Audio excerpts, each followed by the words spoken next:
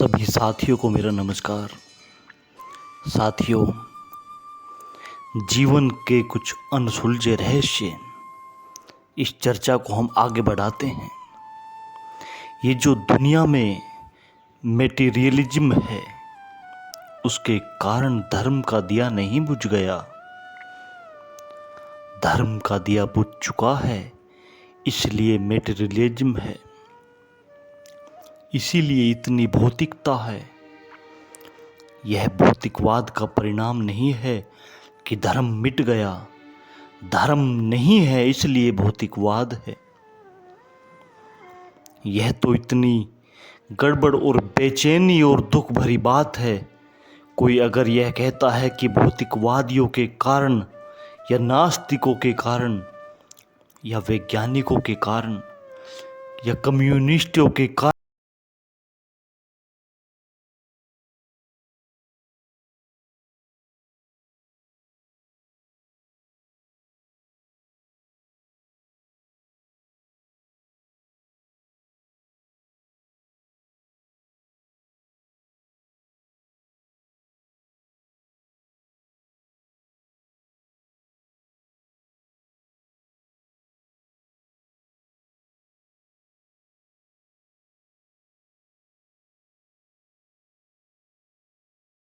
घर का दिया बुझ जाए और हम अंधेरे को गालियां देते रहें कि अंधेरा बहुत बुरा है, इसने आकर दिया बुझा दिया, तब तो फिर दिया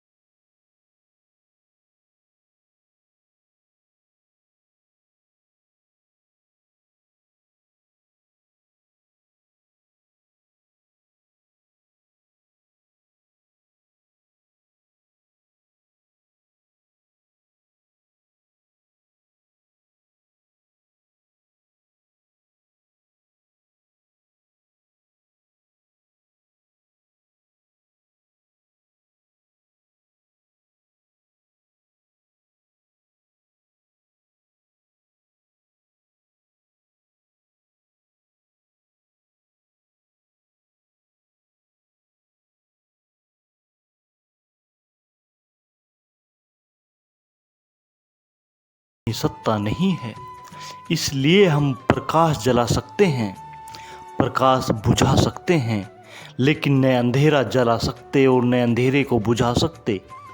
अंधेरे के साथ कुछ भी नहीं किया जा सकता। तो भौतिकवादियों के कारण और नास्तिकों के कारण दुनिया में यह विकृति नहीं आ गई। यह विकृति आ गई है धर्म का दिया बुझा हुआ है इसलिए।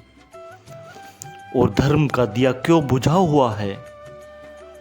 धर्म का दिया इसलिए बुझा हुआ है कि उसमें तेल की जगह पानी भर दिया, उसमें विचार और विवेक की जगह श्रद्धा भर दी।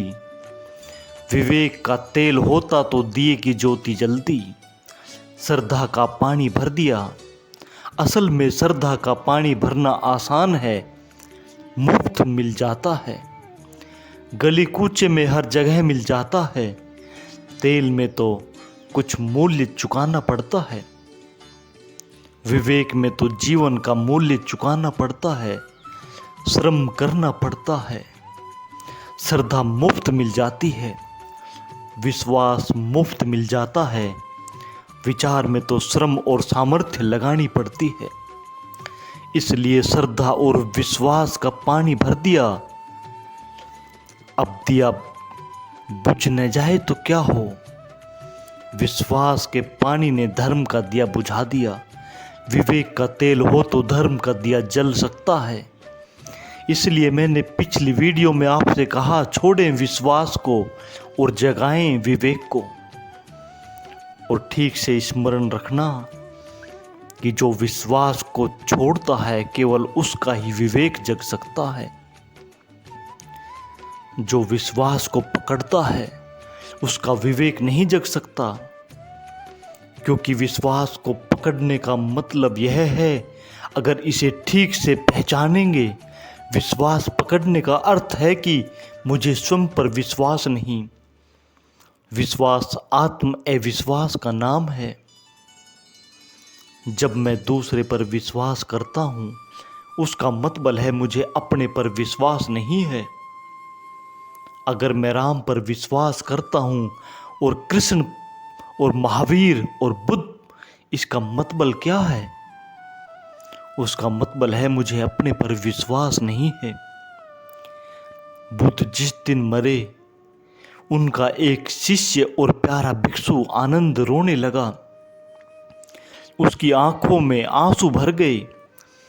बुद्ध को विदा करने का क्षण आ गया था। बुद्ध ने कहा था, अंतिम बात पूछनी हो तो पूछ लो। आनंद रोने लगा तो बुद्ध ने कहा, आनंद अपनी आंख से आंसू पोंछ ले, क्योंकि अगर तू यह सोचता हो कि मेरे रहने से तेरे जीवन में प्रकाश था तो तू भूल में है। अपना दिया खुद बन, अपना प्रकाश खुद बन। दूसरे का प्रकाश किसी को प्रकाशित नहीं कर सकता। इसीलिए मेरे विदा होने से कोई अंतर नहीं आता। तो दुखी मत हो। क्योंकि आनंद रोने लगा और कहने लगा, अब आप चले जाएंगे तो अंधकार हो जाएगा। बुद्ध ने कहा, तू भूल में है। अगर अंधकार है तेरे लिए तो मेरे होने से भी अंधकार होगा, और प्रकाश है तेरे भीतर तो मेरे न होने न हो जाने से भी कोई फर्क नहीं पड़ता। और मेरी ज्योति को अपनी ज्योति समझने के भ्रम में मत रहना। खुद का दिया जला, खुद की ज्योति जला, वही साथी है। वही साथी है, किसी और का दिया साथी नहीं हो सकता। बुद्ध 12 वर्षों के बाद अपने घर वापस लौटे थे तो उनके पिता क्रुद्ध थे, गुस्से में थे। 12 साल पहले वह लड़का उन्हें छोड़कर चला गया। एक ही लड़का था। 12 साल बाद उनके लड़के की कीर्ति सब तरफ फैल गई थी, लेकिन पिता का क्रोध समाप्त नहीं हुआ। दूर दूर से खबरें आने लगी थी कि उनका लड़का कुछ और हो गया, ज्योतिर्मय हो गया, प्रबुद्ध हो गया। लाखों लोग उसे स्वीकार किए हैं। हजारों भिक्षु उनके पीछे चल पड़े हैं। उसने एक नया रास्ता तोड़ दिया है परमात्मा तक जाने का। लेकिन ये खबरें बुद्ध के पिता के क्रोध को न तोड़ सकी। आखिर बुद्ध का आगमन फिर उस गांव में हुआ जिसमें वे पैदा हुए थे। 12 साल बाद पिता उनके गांव के बाहर उन्हें लेने गए। पूरा गांव गया लेने। पिता ने चाहते ही पहली बात यही कही कि सिद्धार्थ तो वापस लौटा, मेरे दरवाजे अभी भी खुले हैं। पिता का प्रेम बहुत बड़ा है। तूने चोट तो पहुंचाई कि तू घर छोड़कर चला गया। मेरे बुढ़ापे में अकेला लड़का था तू, लेकिन अभी भी वापस लौटा। मैं तेरी प्रतीक्षा करता हूँ। आखिर मैं तेरा पिता हूँ और तुझे माफ कर दूंगा। मेरे द्वार खुले हैं, तू वापस लौट चल। यह शोभा नहीं देता कि मेरा लड़का भिक्षा का पात्र लिए हुए सड़कों पर चले। बुद्ध ने क्या कहा? नहीं होता। और मैं जिस रास्ते से चलकर अभी इस गांव तक आया हूं, अगर वह रास्ता कहने लगे कि तुम मेरे ऊपर चले थे, मैं तुम्हें भली भांति जानता हूं, तो जैसी भूल हो जाएगी वैसी पिता और माँ भी भूल कर जाते हैं। बच्चे उनसे होकर आते हैं लेकिन उनसे पैदा नहीं होते। पैदा होने का सूत्र बहुत गहरा है। माँ बाप उसमें उपकरण से ज़्यादा नहीं, इसमें कोई फर्क नहीं पड़ता। ये कोई बड़ी सच्चाइयों की खोज नहीं है तो आप कह दे कि कौन पिता कौन माँ, इससे कोई फर्क नहीं पड़ता। जिंदगी की काम चलाऊ बातों के लिए विश्वास काम दे सकता है, क्योंकि जिंदगी खुद एक सपना है। उसमें झूठे विश्वास काम दे सकते हैं, लेकिन जो जीवन के सत्य को खोजने निकला हो, उसके आधार विश्वास पर नहीं रखे जा सकते, क्योंकि विश्वास असत्य है और सत्य की खोज असत्य से शुरू नहीं की जा सकती। सत्य की खोज तो सत्य से ही शुरू करनी होगी, और पहला सत्य यही है कि हम नहीं जानते जीवन को, हम नहीं जानते परमात्मा को, हम नहीं जानते आत्मा को। सुनी हुई बातें हैं ये, लेकिन हमारा जानना नहीं है। यह पहला सत्य है। इस अज्ञान का बोध पहला सत्य है और विश्वास इस बोध को मिटा देते हैं। जो सबसे बड़ी खतरनाक बात है वे इस बोध को मिटा देते हैं कि मैं नहीं जानता हूँ, बल्कि इस अहंकार को, इस अंधकार को पैदा कर देते हैं कि मैं जानता हूँ। पंडित और ज्ञानी में यही अहंकार तो प्रगाढ़ हो जाता है कि मैं जानता हूँ। मैं जानता हूँ, क्या जानते हैं हम?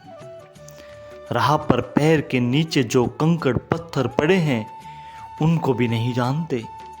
द्वार पर जो वृक्ष लगे हैं उनको भी नहीं जानते। आकाश में जो तारे निकलते हैं उनको भी नहीं जानते। पास पड़ोस में जो लोग बैठे हैं उनको भी नहीं जानते। एक पिता अपने पुत्र को नहीं जानता, एक पति अपनी पत्नी को नहीं जानता, एक माँ अपने बेटे को नहीं जानती, एक भाई अपने भाई को नहीं जान। पैदा हो गया कि मैं जानता हूँ, उसका सीखना बंद हो गया, उसकी लर्निंग बंद हो गई। अब वह सीखेगा नहीं, क्योंकि वह जानता है। इसीलिए तथाकथित पंडितों और ज्ञानियों ने जो तोतों की भांति सारे ग्रंथों को रट लेते हैं, उनका सीखना हमेशा के लिए बंद हो जाया करता है। वे हमेशा के लिए अपनी अंतरात्मा और ज्ञान की दृष्टि से मर जाया करते हैं। अब उनकी जिंदगी में कोई सीखना नहीं शेष रहता, कोई गति नहीं रहती। इसीलिए मैंने कहा कि विश्वास नहीं, विचार करेगा मुक्त, विचार खोलेगा द्वार, सीखने के द्वार खोल देगा विचार, रास्ते उन्मुक्त करेगा, इस अहंकार को तोड़ देगा कि मैं जानता हूँ, और इस विनम्रता को पैदा करेगा कि मैं जानता हूँ। जिस दिन आपको यह सच में दिखाई पड़ जाए कि मैं नहीं जानता, उस दिन आपके भीतर एक धार्मिक आदमी का जन्म हो गया, क्योंकि न जानने का भाव आपको विनम्र कर देगा, न जानने का भाव आपको निरअहंकारी कर देगा, न जानने का भाव आपके आग्रह पथ संप्रदाय तोड़ देगा। आप खड़े हो जाएंगे और कहेंगे कि मैं तो नहीं जानता। छोटे बच्चे की तरह एक सरलता, एक इनोसेंस इस भाव के साथ पैदा होगी, और वह सरलता इतनी बहुमूल्य है कि उसके समक्ष दूसरों के द्वारा सीखे गए विश्वास दो कौड़ी के भी नहीं है। उस निर्दोष स्थिति में ही, उस इनोसेंस में ही जीवन सत्य की तरफ आंखें उठा सकती हैं। एक और बात मैं आपसे कहूं कि विश्वास किस तरह एक भ्रम पैदा कर देता है। निश्चित ही जो चीज़ें दिखाई नहीं पड़ती, उनमें अगर विश्वास कर लें तो धीरे धीरे वे दिखाई पड़ सकती हैं, लेकिन दिखाई पड़ने से यह मत समझ लेना कि वे हैं। आपके विश्वास ने यह भ्रम पैदा किया है उनके दिखाई पड़ने का। वे चित्त के प्रोजेक्शन हैं, खुद मन की ही कल्पनाएं हैं। जरूर दिखाई पड़ने लगेंगी विश्वास करने से, लेकिन विश्वास दिखाई पड़ने से यह मत सोच लेना कि वे हैं। वे सिर्फ विश्वास के द्वारा पैदा हो गई, बाहर पैदा नहीं हो गई हैं, केवल चित्त में पैदा हो गई हैं। थोड़ी इस बात को समझे तो ख्याल में आ सकती हैं। जो लोग बहुत भावप्रवण हैं, बहुत इमोशनल हैं, उन्हें इस तरह की चीज़ें देख लेना बहुत आसान हो जाया करता है। जो लोग चित्त से बहुत कमज़ोर हैं, उन्हें भी इस तरह की चीज़ें देख लेना बहुत आसान है। चित्त जितना कमज़ोर हो, उतनी कल्पनाओं का साकार रूप में देख लेना आसान है। दुनिया के कवि, चित्रकार या इस तरह के भावप्रवण लोग ऐसी चीज़ें देखते रहते हैं जो आपको बिल्कुल दिखाई नहीं पड़ती। लियो टॉल्स्टॉय का नाम आपने सुना होगा। रूस के बड़े विचारशील लेखकों में से एक, बहुत भावप्रवण। एक रात वोल्गा के किनारे 2 बजे रात के अंधेरे में पुलिस के द्वारा टॉल्स्टॉय पकड़ा गया। वोल्गा के ऊपर एक ब्रिज पर हमेशा खतरा रहता था। वह आत्महत्या करने वालों का अड्डा था। वहां निराश और दुखी लोग जाकर कूद जाया करते थे और आत्महत्या कर लिया करते थे। तो वहां एक पुलिस के सिपाही का हमेशा पहरा रहता था। रात आधी थी। टॉल्स्टॉय वहां घूमता हुआ देखा गया। उस पुलिस के आदमी ने 2-4 बार देखा, फिर वह आया। उसने टॉल्स्टॉय के कंधे पर हाथ रखा और कहा कि महानुभाव, इरादे ठीक मालूम नहीं पड़ते आपके। यहाँ किस लिए इतनी रात को आप मौजूद हैं? टॉल्स्टॉय बोले, मेरे मित्र, तुम थोड़ी देर से आए।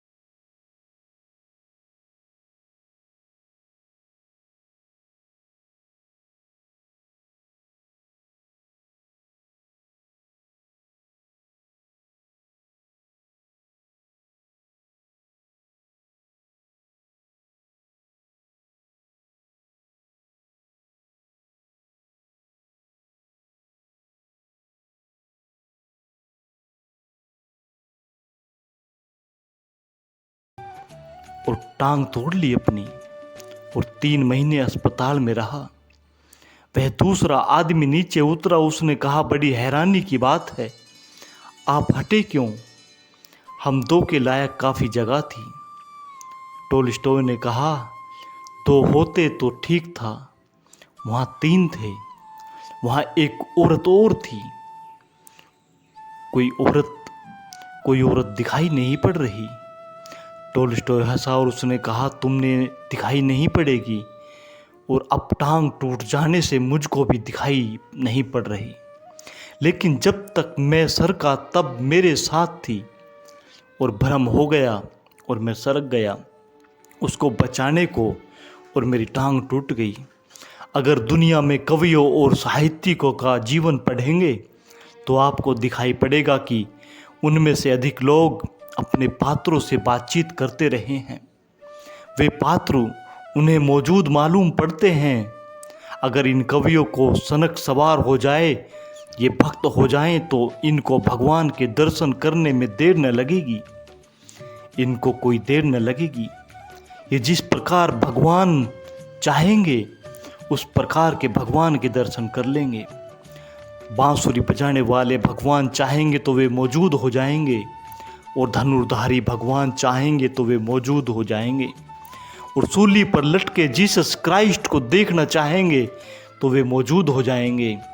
या फिर भगवान बुद्ध को बुद्ध रूप में देखना चाहें तो बुद्ध रूप में देख पाएंगे। लेकिन जिस तरह इनके पात्र कल्पना के हैं, इनके भगवान भी कल्पना के होंगे। आज तक जिसने भी भगवान देखे गए हैं वे सभी कल्पना के हैं, क्योंकि भगवान कोई व्यक्ति नहीं है कि देखा जा सके। भगवान एक अनुभूति है, व्यक्ति नहीं देखा जा सकती। इसलिए जिस प्रकार का भी भगवान देखा जाएगा वह भगवान मनुष्य की कल्पना की सृष्टि है, उसका मेंटल क्रिएशन है। फिर अपने हाथ में है। मुरली वालों को देखना हो उनको देखें और धनुर्धारी को देखना हो तो उनको देखें और चतुर्मुखी भगवान को देखना हो तो उनको देखें। और नीग्रो देखता है कि भगवान के उसके होंठ नीग्रो जैसे होते हैं और बाल नीग्रो जैसे होते हैं। और चीनी देखता है कि जिस भगवान को उसकी हड्डियां उभरी होती हैं और रंग पीला होता है। और हिंदू जिस भगवान को देखता है वह भारतीय शक्ल में होता है।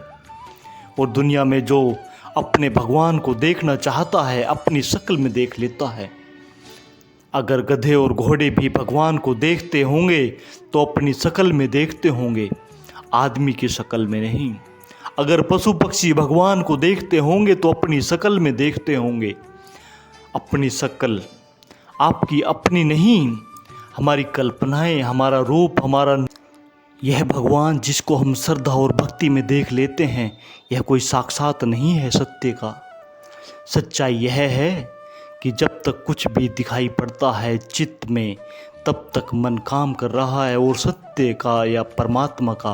और स्मरण रखें, परमात्मा से मेरा अर्थ किसी रूप, किसी रंग से नहीं, किसी आकार से नहीं, बल्कि समस्त जीवन, समस्त अस्तित्व, यह जो टोटल जीवन, यह जो सारी चीज़ों के भीतर व्याप्त प्राण, इसके अनुभव से है।